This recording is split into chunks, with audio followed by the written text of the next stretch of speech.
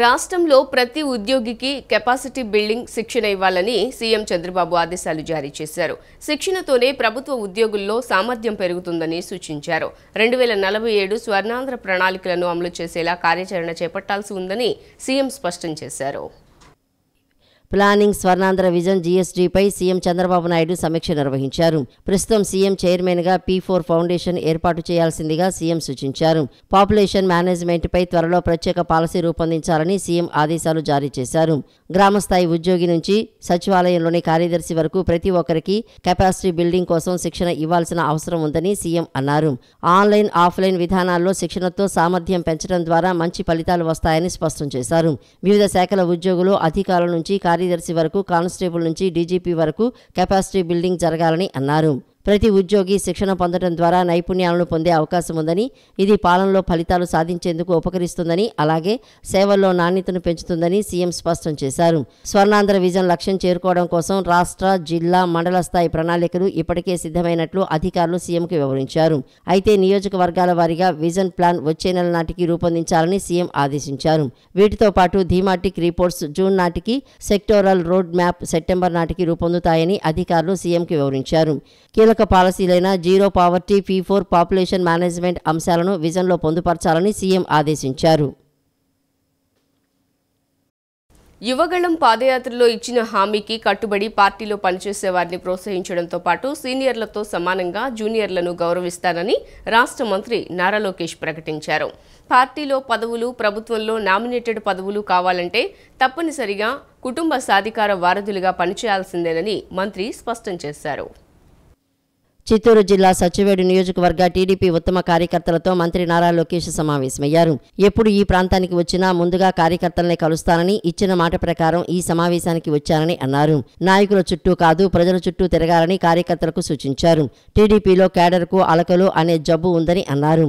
పార్టీలో సమస్యలుంటే మాట్లాడుకుని పరిష్కరించుకోవాలని సూచించారు. నిర్ణయాలు తీసుకునే క్రమంలో కొన్నిసార్లు సమయం పడుతుందన్నారు.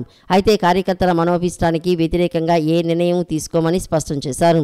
అదే సమయంలో పార్టీ తీసుకున్న నిర్ణయాలను అందరూ గౌరవించి అమలు చేయాల్సిందేనని లోకేష్ స్పష్టం చేశారు. ఇక మీదట పార్టీలో పదవులు, ప్రభుత్వంలో నామినేటెడ్ పదవులు కావాలంటే తప్పనిసరిగా కుటుంబ సాధికార వారధులుగా పనిచేయాల్సిందేనని మంత్రి స్పష్టం చేశారు. కమిట్మెంట్తో పనిచేసే నేతలకే పార్టీ ప్రాధాన్యం ఇస్తుందన్నారు. మండల పార్టీ అధ్యక్షుడిగా పనిచేసిన నిమ్మకాయల చినరాజప్పను గత ప్రభుత్వంలో ఉప ముఖ్యమంత్రిగా చేశామని, స్కూల్ టీచర్ అనితను తెలుగు మహిళా రాష్ట్ర అధ్యక్షురాలిగా, ఇప్పుడు హోంమంత్రిగా నియమించామని గుర్తు చేశారు. కలిశెట్టి అప్పలనాయుడు సామాన్య కార్యకర్త నుంచి, కాల్వ శ్రీనివాసులు సాధారణ జర్నలిస్టు నుంచి వచ్చిన వారినని తెలిపారు. అదే టీడీపీ గొప్పతనమని పేర్కొన్నారు. అందుకే ఉత్తమ కార్యకర్తలను గుర్తించి అవార్డులు ఇస్తున్నామని చెప్పారు. కమిటీలను పకడ్బందీగా నియమించుకొని ముందుకు వెళ్దామన్నారు. తమ క్లస్టర్, యూనిట్ బూతులపై మాత్రమే కార్యకర్తలు దృష్టి పెట్టాలని, ఇతరులను పట్టించుకోవద్దని సలహా ఇచ్చారు. ఈ నెల 14న జరిగే పొలిట్ బ్యూరో సమావేశంలో కార్యకర్తల సమస్యలను చర్చిస్తామని చెప్పారు.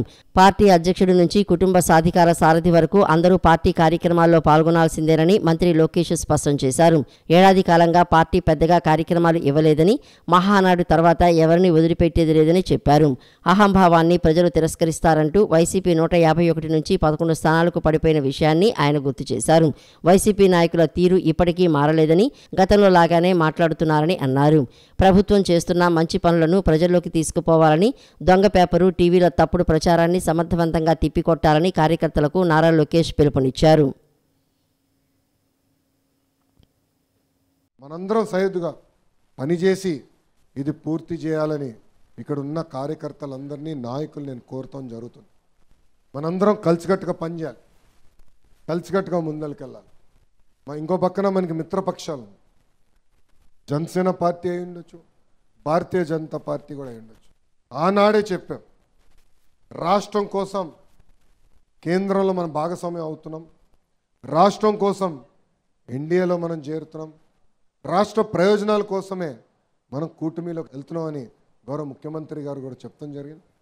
దాంట్లో భాగంగా మీరు చూస్తే ఆంధ్ర రాష్ట్ర ప్రజలు కోరిన అన్ని కోరికలు ఈరోజు కేంద్ర ప్రభుత్వం, ప్రత్యేకంగా మన గౌరవ ప్రధానమంత్రి గారు నమో గారు కోరికలన్నీ తీర్చడం జరుగుతుంది. మీరు ఒక పక్కన చూస్తున్నారు, భారతదేశం వ్యాప్తంగా ఉక్కు ఫ్యాక్టరీలన్నీ ప్రైవేటీకరణ జరుగుతున్నాయి. కానీ ఆంధ్రులు అడిగినందుకు విశాఖ ఉక్కు ఫ్యాక్టరీ ప్రైవేటీకరణ జరగకుండా చేస్తున్నారు. అమరావతి మీద చాలామందికి అపోహలు ఉంటే మొన్న ప్రధానమంత్రి గారు వచ్చి అపోహలన్నీ తొలగించేశారు. మనం కడుతున్నాం, మనమే అమరావతి కడుతున్నాం అని తెలుగు భాషలో నమో గారు చెప్తాం జరిగింది. ఇంకో పక్కన పవన్ అన్న కూడా పంచాయతీరాజ్ గ్రామీణాభివృద్ధి శాఖ మంత్రిగా ఒక విప్లవం తీసుకురావాలి, కార్యక్రమాలు చేయాలి. ప్రతి గడపకి ఏదైతే హామీ ఇచ్చామో కుళాయి ద్వారా నీరు అందిస్తామని చెప్పామో ఆ హామీ నిలబెట్టుకోవాలని. గుంటూరులో శంకర్ విలాస్ వద్ద నూతన ఆర్ఓబీని 2 ఏళ్లలో పూర్తి చేయనున్నట్లు కేంద్ర సహాయ మంత్రి పెమ్మసాని చంద్రశేఖర్ తెలిపారు. నగరవాసులు ఎంతో కాలంగా ఎదురుచూస్తున్న పై వంతెనకు ఆయన శంకుస్థాపన చేశారు. గుంటూరు శంకర విలాస్ వద్ద నూతన ఆర్ఓబీ నిర్మాణ పనులకు కేంద్ర సహాయ మంత్రి పెమ్మసాని చంద్రశేఖర్ శంకుస్థాపన చేశారు. ఈ కార్యక్రమంలో మంత్రి కందుల దుర్గేష్, ఎమ్మెల్యేలు గల్లా మాధవి, నజీర్ అహ్మద్, బోర్ల రామాంజనేయులు, శ్రావణ్ కుమార్, ఎమ్మెల్సీ ఆలపాటి రాజేంద్ర ప్రసాద్ పాల్గొన్నారు. ఆర్ఓబీ నిర్మాణంతో పని పూర్తి కాదని, భవనాలు, స్థలాలు కోల్పోయే వారికి న్యాయం చేస్తామని పెమ్మసాని వివరించారు. ఆర్యూబీ నిర్మాణం ముందుగా చేపట్టితే సాంకేతిక సమస్యలు వస్తాయని తెలిపారు. ఆర్ఓబీ నిర్మాణం తర్వాత ఆర్యూబీ విషయం పరిశీలిస్తామని చెప్పారు. నంది వెలుగు ఆర్ఓబీతో పాటు మరో 2 కూడా టెండర్ల దశలో ఉన్నాయని చెప్పారు. మొత్తం 4 ఆర్ఓబీలు 2 ఏళ్లలో పూర్తి చేయాలని లక్ష్యంగా పెట్టుకున్నట్లు పేర్కొన్నారు. ఇలా ప్రతి ఒక్కరికి కూడా భాగస్వామ్యం ఉంది. రెండోది, బ్రిడ్జి లేవటం అంటే ఓన్లీ బ్రిడ్జి లేవటమే కాదు, దానికి ఆల్టర్నేట్ ట్రాఫిక్ రూట్స్ కావాలి, అందరినీ కోఆర్డినేట్ చేసుకోవాలి, రోడ్డు డెవలప్మెంట్ ప్లాన్స్ చేయాలి. ఇవన్నీ చేయాలంటే ఎమ్మెల్యేల సహకారం లేకుండా ఇప్పుడు ఒక రోడ్ ఎక్స్టెన్షన్ లో పోతాయన్నీ, అవన్నీ ఎవరు మాట్లాడాలి? ఎమ్మెల్యేలు కూర్చొని మాట్లాడి వాళ్ళందరినీ చేస్తే రోడ్ ఎక్స్టెన్షన్ ఆల్టర్నేట్ రూట్స్ వస్తాయి. కమిషనర్ గారు కానీ, మేయర్ గారు కానీ, కలెక్టర్ గారు కానీ వీళ్ళందరూ కోఆర్డినేట్ చేసినప్పుడు మాత్రమే ఇటువంటి మంచి ప్రాజెక్ట్ అవుతుంది. కాబట్టి క్రెడిట్ ఒక్కటే నా ఒక్కడికే కాదు, మన అందరిది అని చెప్పి మరొకసారి నేను మనస్ఫూర్తిగా చెప్తా ఉన్నాను. ఇందులో ఒకటి. రెండవది, ఈ ప్రాజెక్టుని తీసుకొచ్చినప్పుడు చాలా అపోహలు ఉన్నాయి. సరే, వారివి కొంతమందివి వ్యాపారాలు దెబ్బతింటున్నాయి కాబట్టి ఇబ్బంది పడవచ్చు. కాకపోతే వాస్తవాలు కూడా ప్రజలకు తెలియాలి. ఒకసారి ఆల్రెడీ చెప్పాను, మళ్ళీ ఇంకోసారి చెప్తా ఉన్నాను. బ్రిడ్జి పొడవు వచ్చేటప్పటికి ఇంతకుముందు 400 మీటర్లు చిల్లర ఉంటే ఇది మోర్ దాన్ డబుల్ చేశాం. వాళ్ళు ఏమంటున్నారంటే ఇక్కడ హిందూ కాలేజ్ దాకా ఎందుకు పెట్టరు అంటున్నారు. హిందూ కాలేజ్ దాకా పెడితే అది జంక్షన్, అక్కడ వచ్చి బ్రిడ్జి కనుక ల్యాండ్ అయితే ట్రాఫిక్ అంతా జామ్ అవుతుంది. అదే విధంగా లెఫ్ట్ సైడ్ వెళ్ళేటువంటి నార్త్ సెంటర్ కి ఫ్రీ లెఫ్ట్ పోతుంది. అందుకని ఆ జంక్షన్ కి 100 మీటర్ల దూరంలో ఫ్రీ లెఫ్ట్ నార్త్ సెంటర్ దగ్గర ఇబ్బంది లేకుండా అక్కడ వరకు కుదించాం. ఎంతో ప్రాముఖ్యత కలిగిన కృష్ణా జిల్లాను కూటమి ప్రభుత్వంలో సువర్ణ జిల్లాగా అభివృద్ధి చేస్తామని ఇన్ఛార్జ్ మంత్రి వాసంశెట్టి సుభాష్, మంత్రి కొల్లు రవీంద్ర అన్నారు. ప్రపంచ స్థాయి రాజధాని నిర్మాణంలో మనమందరం భాగస్వామ్యం కావాలని మంత్రి సుభాష్ పిలుపునిచ్చారు. కృష్ణా జిల్లాలోని నియోజకవర్గాల అభివృద్ధిపై గుడివాడ ఆఫీసర్స్ క్లబ్లో ఇన్ఛార్జి మంత్రి వాసంశెట్టి సుభాష్, మంత్రి కొల్లు రవీంద్ర నేతృత్వంలో సమీక్షా సమావేశం నిర్వహించారు. సమావేశంలో గుడివాడ ఎమ్మెల్యే వెనిగండ్ల రాము, పామరు ఎమ్మెల్యే వర్లకుమార్ రాజా, పెడన ఎమ్మెల్యే కాగిత కృష్ణప్రసాద్ పాల్గొని తమ నియోజకవర్గాల్లోని సమస్యలను మంత్రుల దృష్టికి తీసుకువచ్చారు. ముఖ్యంగా గుడివాడ నియోజకవర్గంలో రోడ్లు, కాల్వలు, ఇతర ప్రధాన సమస్యలను మంత్రుల దృష్టికి తీసుకువచ్చిన ఎమ్మెల్యే వెనిగండ్ల రాము నియోజకవర్గంలో ఆక్వా రైతులు ఎదుర్కొంటున్న ఇబ్బందులను వివరించారు.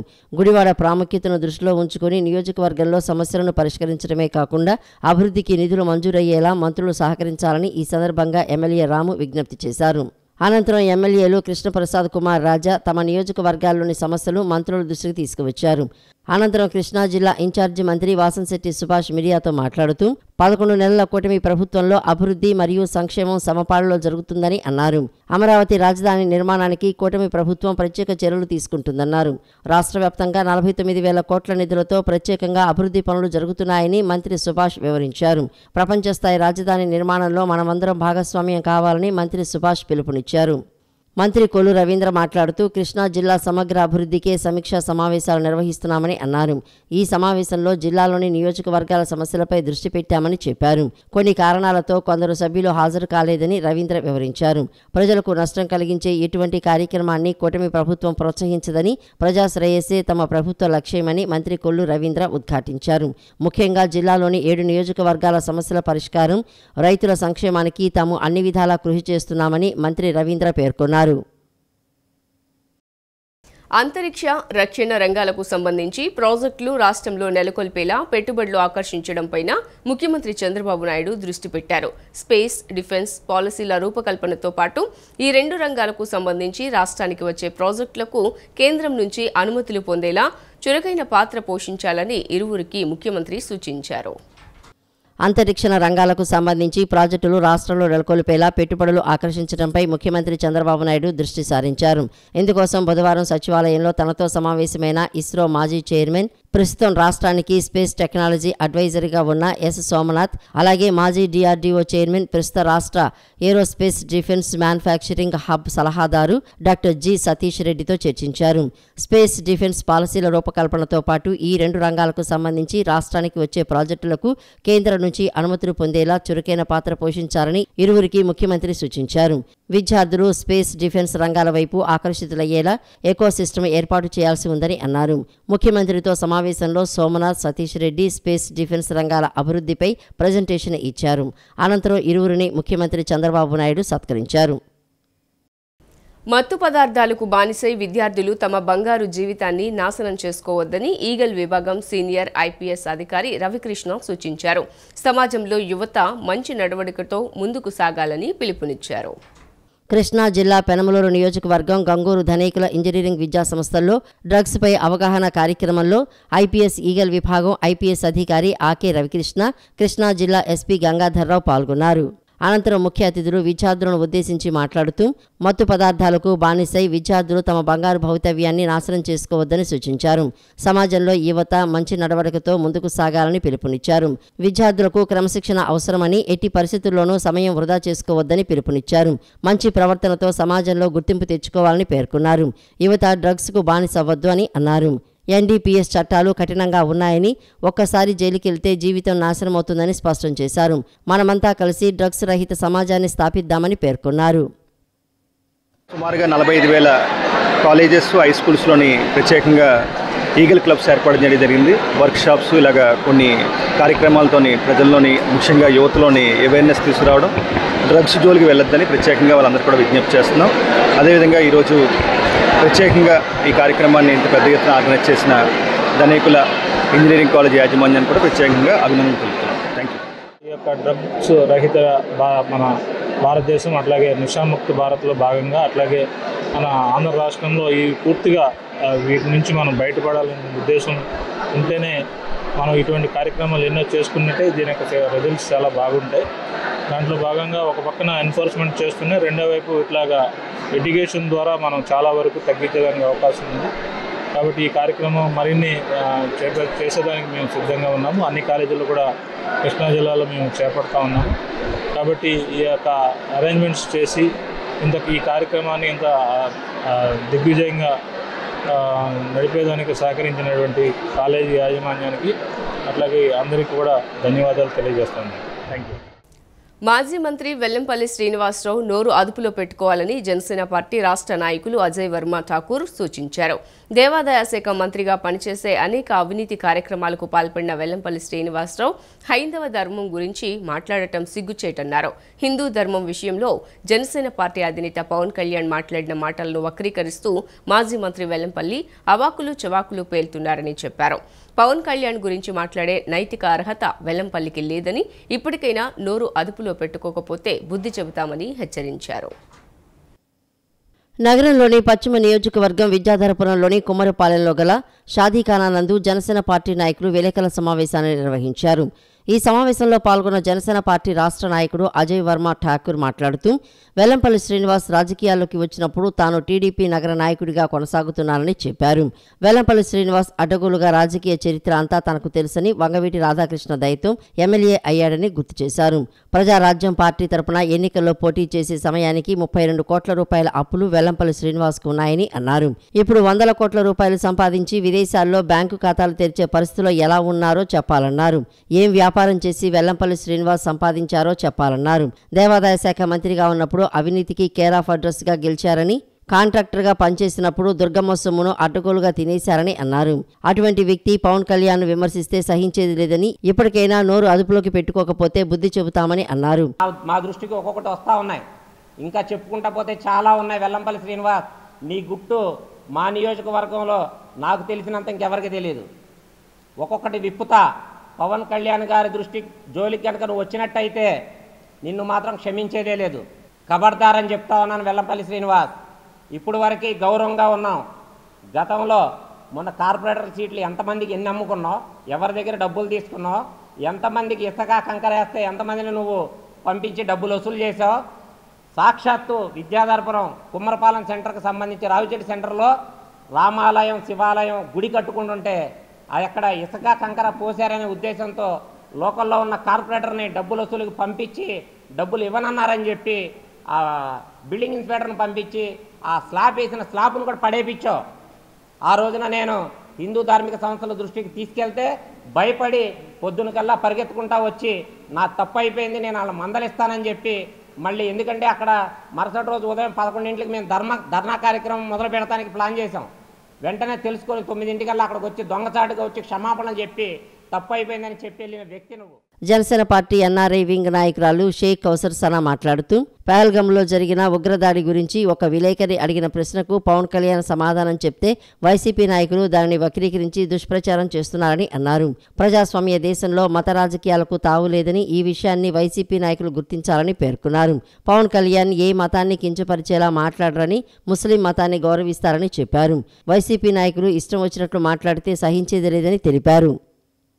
వైసీపీలో ఉన్న కొంతమంది ఎంత దుష్ప్రచారం చేస్తున్నారంటే ఉన్నది లేనట్టుగా వక్రీకరించి, మాటల్ని వక్రీకరించి రిప్రజెంట్ చేస్తున్నారు. అది చాలా తప్పు. సెక్యులర్ కంట్రీలో ఉన్నప్పుడు మతాల రాజకీయాలు ఎవరూ చేయకూడదు. మా పార్టీ యొక్క 7 సిద్ధాంతాల్లో ప్రధానమైన సిద్ధాంతం మతాల ప్రస్తావన లేని రాజకీయము. అలాంటి రాజకీయము పవన్ కళ్యాణ్ గారు చేస్తున్నారు. దాన్ని మీరు వక్రీకరించి ఏదేదో మాట్లాడి తప్పుడు ప్రచారాలు చేయొద్దు. దీనికి ముస్లిం సమాజం ఏమాత్రం అంగీకరించదండి. ముస్లిం సమాజం చాలా పవిత్రమైనది. సిద్ధార్థ అకాడమీ అన్ని వర్గాల ప్రతిభావంతులైన విద్యార్థులకు నిష్పక్షపాతంగా ప్రవేశాలు కల్పిస్తున్నామని సిద్ధార్థ అకాడమీ అధ్యక్షులు రాజయ్య తెలిపారు. ప్రతిభ కలిగిన విద్యార్థులకు అవకాశం కల్పించడంలో సిద్ధార్థ అకాడమీ ముందుంటుందని తెలిపారు. కేవలం ధనార్జనే కాకుండా నాణ్యమైన విద్య అందించేందుకు కృషి చేస్తామని పేర్కొన్నారు. కానూరు సిద్ధార్థ ఇంజనీరింగ్ కళాశాలలో 2025 సంవత్సరం సిద్ధార్థ ఇంజనీరింగ్ ప్రవేశ పరీక్ష కోసం నిర్వహించిన ఫలితాలను సిద్ధార్థ అకాడమీ అధ్యక్షులు రాజయ్య చేతుల మీదుగా విడుదల చేశారు. ఈ కార్యక్రమంలో సిద్ధార్థ అకాడమీ కార్యదర్శి పాలడుగు లక్ష్మణరావుతో పాటు ప్రొఫెసర్లు వెంకటేశ్వరరావు, ఏవి రతనప్రసాద్, పాండురంగారావు, స్వామి, రవిచంద్ర తదితరులు పాల్గొన్నారు. ప్రవేశ పరీక్షల్లో ఉత్తీర్ణత సాధించిన విద్యార్థులకు వారు శుభాకాంక్షలు తెలిపారు. ఈ ప్రవేశ పరీక్షలో మొదటి ర్యాంకు రేష్మశ్రీ సాధించగా, 2వ ర్యాంకు అబ్దుల్ కజార్, 3వ ర్యాంకు మణితేజ సాధించారు. ఈ సందర్భంగా సిద్ధార్థ అకాడమీ అధ్యక్షులు రాజయ్య మీడియాతో మాట్లాడుతూ నాణ్యమైన విద్య అందించేందుకు నిష్పక్షపాతంగా ప్రవేశాలు కల్పిస్తున్నట్లు తెలిపారు. ఉత్తమ ర్యాంకులు సాధించిన విద్యార్థులకు 100% ట్యూషన్ ఫీజు స్కాలర్షిప్లు అందుకుంటారని రాజయ్య తెలిపారు. సిద్ధార్థ అకాడమీ కార్యదర్శి లక్ష్మణరావు మాట్లాడుతూ ప్రతిభ కలిగిన విద్యార్థులకు అవకాశం కల్పించడంలో సిద్ధార్థ అకాడమీ ముందుంటుందని తెలిపారు. కేవలం ధనార్జనే కాకుండా నాణ్యమైన విద్య అందించేందుకు నిష్పక్షపాతంగా ప్రవేశాలు కల్పిస్తున్నట్లు తెలిపారు. ఉత్తమ ర్యాంకులు పొందిన విద్యార్థులు 100% ట్యూషన్ ఫీజు స్కాలర్షిప్లు అందుకుంటారని రాజయ్య తెలిపారు. సృష్టికి సరైన క్రమంలో పెట్టడానికి భగవంతుడు మహానుభావులను పుట్టిస్తారని ఆ కోవకు చెందిన వారే వీరబ్రహ్మేంద్ర స్వామి అని గోల్డ్ క్లస్టర్ చైర్మన్ దనాలకోట శ్రీనివాసరావు అన్నారు. ఆ రోజుల్లోనే అంటరానితనం లేదని, అందరూ సమానమేనని, ఎవరు ఎక్కువ కాదు తక్కువ కాదని బ్రహ్మం నిరూపించారని పేర్కొన్నారు. నగరంలోని గవర్నర్పేట దున్నావారి వీధిలో కామాక్షి స్వర్ణకార సంఘం ప్రధాన కార్యదర్శి కడూరు హేమసుందరం ఆధ్వర్యంలో శ్రీ శ్రీ పోతులూరి వీరబ్రహ్మం గారి 332వ ఆరాధన పూజా కార్యక్రమం ఘనంగా నిర్వహించారు.